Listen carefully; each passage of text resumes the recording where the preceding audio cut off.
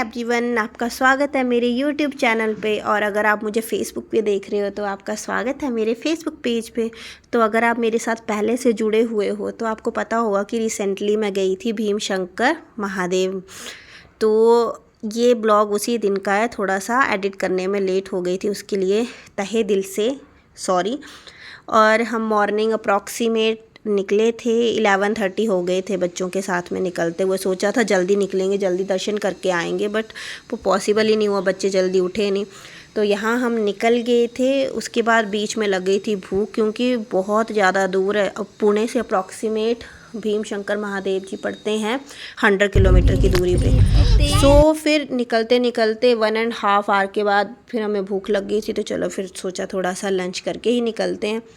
तो फिर आप रास्ते में देखो यार, इतना अच्छे नज़ारे आ रहे थे ना रास्ते में कि मैं आपको क्या ही बताऊं।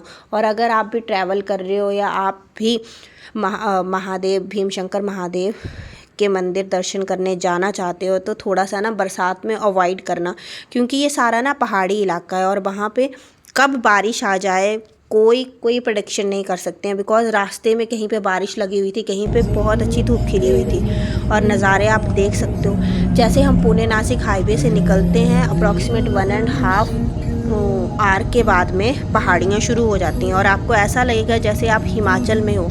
तो टोटली वो बिल्कुल डिफरेंट हो जाता है, ऐसा लगता ही नहीं है कि हम सिटी में। और जब आप रास्ते में जाओगे ना, बहुत अच्छे अच्छे वाटरफॉल आते हैं। एक घोड़ा गांव करके आता है, वहाँ पे खेड़ा डैम है, लाइक जैसे भाखड़ा डैम हो गया, उसी तरह से वहाँ पे बहुत बड़ा आता है वो बांध।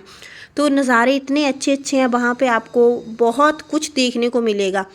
और फिर हम अप्रॉक्सीमेट 3 घंटे की दूरी की बजाय हमें पहुँचने में लगे थे 4 घंटे। बच्चों के साथ थोड़ा सा टफ़ हो जाता है ट्रैवल करना। सो जैसे हम वहाँ पे 2-3 किलोमीटर पीछे थे महादेव के मंदिर के पीछे, तो वहाँ पे ही हमारी गाड़ियों को रोक लिया गया, क्योंकि बताया गया कि आगे बहुत ज़्यादा ट्रैफिक है। सो यहाँ पे पार्किंग आप देख सकते हो, हम अपनी गाड़ी पार्क करके पहुँचे थे। और शकल की ऐसी हालत हो रखी थी ना पहुँचते पहुँचते। एक्चुअली कभी ट्रैवल नहीं करते हैं, बहुत कम ट्रैवल करती हूँ मैं। और मुझे पहाड़ी इलाके में जैसे पहुँचती हूँ फिर मुझे वॉमिट होना, नौज़िया शुरू हो जाता है। सो मेरी सबसे ज़्यादा हालत ख़राब हो रखी थी ट्रैवल करते करते। और फिर हम वहाँ पे गाड़ी पार्क करके, तो वहाँ पे जो वहाँ के लोकल गाइड्स होते हैं ना, उन्होंने बताया कि बहुत लंबी लाइन है, अप्रॉक्सीमेट 5 घंटे लगेंगे दर्शन करने के लिए, इतनी लंबी लाइन लगी हुई है। और फिर रास्ते में फिर हम निकले, चलो कोई बात नहीं, देखते हैं नीचे जाके क्या बनता है। तो नीचे कैब्स भी जा रही थी और ऐसे बहुत ज़्यादा वहाँ पे ट्रैफिक था यार। तो फिर गाड़ी ऊपर ज्योतिर्लिंग से हमें गाड़ी अप्रॉक्सीमेट 2 किलोमीटर पीछे पार्क करनी पड़ी थी, और वो 2 किलोमीटर हमें पैदल चल के जाना था। तो रास्ते में गणपति जी भी रखे हुए थे, तो उसकी भी एक छोटी सी क्लिप मैंने डाल दी थी। और फिर हम निकले बच्चों को उठा के पैदल। पहले सोचा था स्ट्रॉलर ले चलें, बट वो पॉसिबल नहीं था, क्योंकि नीचे फिर सीढ़ियाँ उतर के जाना है बोला गया। तो फिर हम जैसे जी पैदल चल के निकले, फिर वहाँ पे मंदिर का जो मेन गेट होता है ना, वहाँ पे ये भैया तिलक लगा रहे थे। और अगर आप महादेव के मंदिर जा रहे हो और महाकाल का तिलक नहीं लगाया तो क्या ही किया यार। सो फिर हम सब ने पहले तिलक लगवा लिया। तो मेरे हस्बैंड है, उन्होंने भीमशंकर महादेव जी के नाम का तिलक लगवाया था। मैंने कहा मुझे महाकाल का तिलक लगवाना है, सो मैंने महाकाल लगवाया था। तो फिर हम यहाँ पे पैदल निकल पड़े नीचे। और यहाँ बारिश, मतलब अप्रॉक्सीमेट क्या होता है, मंदिर हाइट पे होता है, बट ये जो ज्योतिर्लिंग मंदिर है ना, ये मतलब हमें ऊपर से नीचे की तरफ उतरना है, और ये एक पूरी पहाड़ी जैसा है नीचे उतरने के लिए। सो फिर हम नीचे धीरे धीरे, थोड़ा सा बच्चों के साथ में ना धीरे धीरे उतर रहे थे, क्योंकि बारिश हुई थी तो पूरा स्लिपरी हुआ था ये एरिया। और आप लाइन देख सकते हो यहाँ पे साइड में कितनी लंबी लाइन थी।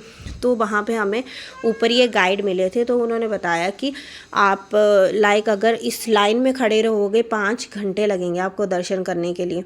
और बच्चों के साथ 5 घंटे कैसे खड़े रहेंगे, वी डोंट नो। सो उन्होंने बोला कि आप स्पेशल दर्शन भी कर सकते हो। और यार दर्शन ही करने हैं, तो हस्बैंड ने बोला चलो ठीक है, हम स्पेशल दर्शन कर लेते हैं। सो ये वाली लाइन में रश कम मिलेगा, तो इसीलिए हम वो लाइन छोड़ के यहाँ पे जो स्पेशल दर्शन करने वाली थी तो पे करके उस लाइन में आ गए। सो यहाँ पे हमने महादेव जी के लिए प्रसाद ले लिया था, उनको जो भी चढ़ता है यहाँ से।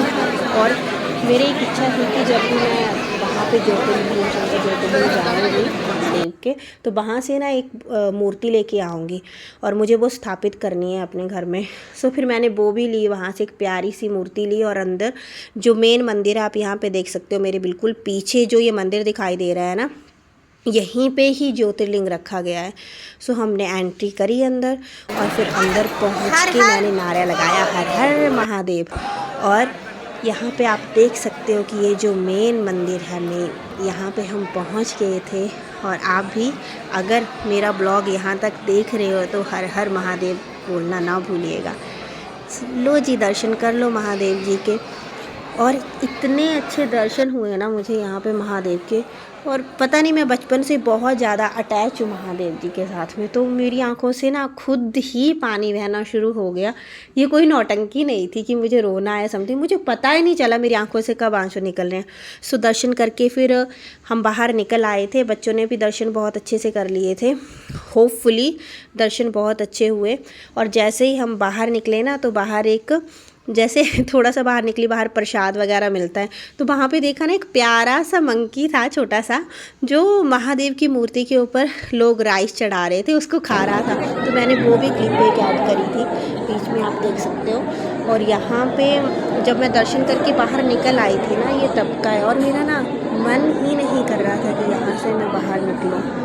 तो ये देखो, ये प्यारा सा मंकी था, ये यहाँ पे कुछ भी चढ़ा रहे थे ना, उसको खा रहा था। सच में बहुत अच्छा लगा देखकर, तो मैंने एक छोटी सी क्लिप निकाल ली थी कि चलो आपको भी दिखाऊंगी। और प्लीज़ जब भी आप आओ, अगर आप सच्चे दिल से आते हो ना, तो बोलते हैं हर चीज़ हो जाती है यार। मुझे था घर से कि मुझे दर्शन करने हैं तो करने हैं। और फिर दर्शन करने के बाद हम थोड़ा सा बाहर निकले, बाहर देखा यार ऑटोमेटिकली 2 घंटे विदिन 2 आवर्स ना पूरा टेम्परेचर ही चेंज हो गया था। हर जगह फॉग ही फॉग पड़ी हुई थी और हमें देखकर डर लग रहा था कि अब वापस कैसे जाएंगे, इतनी फॉग में ड्राइव कैसे किया जाएगा। क्योंकि जब हम मंदिर से दर्शन करके निकले तो अप्रॉक्सीमेट 5:30 हो गए थे। फिर मैं निकली बाहर, तो यहाँ पे मैं बच्चों के लिए कुछ ले रही थी। ये ना छोटे छोटे वो धागे के बने होते हैं ना, नज़रबंद, तो मुझे बहुत अच्छे लगे, तो मैंने बोला चलो बच्चों के लिए ले लेते हैं। और छोटी मोटी कुछ और चीज़ें ली। तो इसी तरह की मैं मूर्ति भगवान जी से स्पर्श करवा के अंदर से लेके आई थी, और घर में फिर मैंने उनकी पूजा करवाई थी। आपने अगर लाइव वीडियो देखी होगी मेरी तो उनकी पूजन मैंने घर आके स्थापित करने के लिए करवा ली थी। सो फिर जी हम दर्शन करके बाहर निकल आए और पहुंच गए थे मेन रोड पे। और यहाँ पे आप पीछे मेरे देख सकते हो एकदम से पहाड़ों में, यार मौसम कब चेंज हो जाए कोई पता नहीं चलता। सो जब भी आओ केयरफुली, बरसात में थोड़ा आना अवॉइड करना, अदरवाइज़ बाकी मौसम में तो बहुत अच्छा रहेगा। और फिर हमें होपफुली यार ऊपर पहुँचते ही बोला कि अभी ट्रैफिक थोड़ा सा हट गया है, जो ट्रैफिक जैम हुआ था, तो हमने नीचे से कैब कर ली, क्योंकि ऐसे तो हमें लेट हो जाता। 2 किलोमीटर नीचे से ऊपर चल के आना है वापस। और यहाँ हम पहुँच गए थे और पार्किंग से गाड़ी निकाल ली थी हस्बैंड ने। और मैं छोटी सी क्लिप बना रही थी कि देखो मेरे पीछे कितना फॉग पड़ा हुआ है। और फिर पर ये था कि जब ऊपर से हम नीचे आए ना, तो अप्रॉक्सीमेट 1 घंटे के बाद वो फॉग जरा भी नहीं था, नीचे धूप थी अच्छे से निकली हुई। और यहाँ फिर हम रुक गए थे डिनर करने के लिए, क्योंकि बहुत तेज़ भूख लगी हुई थी। और यहाँ पे मिश्री को मैं दिखा रही थी कि देखो ये कऊ बनी हुई है, और कऊ का ये बछड़ा है छोटा सा, तो वो गैया, मेरी गैया गाती है ना, वो वाला उसको दिखा रही थी। तो अगर आपको मेरा ब्लॉग अच्छा लगा हो तो like, share, comment and follow my page. और थैंक यू गाइस। हर महादेव, भगवान आपके ऊपर ऐसे ही अपनी कृपा बनाए रखें। और keep supporting guys, thank you. I hope आपको ये ब्लॉग पसंद आया होगा। और मैं कुछ अपनी पिक्चर्स भी अटैच कर रही हूँ। अच्छा लगा हो तो प्लीज़ लाइक करना, शेयर करना और कमेंट ज़रूर कर देना यार, क्योंकि थोड़ा सा मोटिवेशन मिल जाता है मुझे भी एक नया ब्लॉग बनाने के लिए, एक नई जर्नी शेयर करने के लिए। Thanks a lot, take care, love you.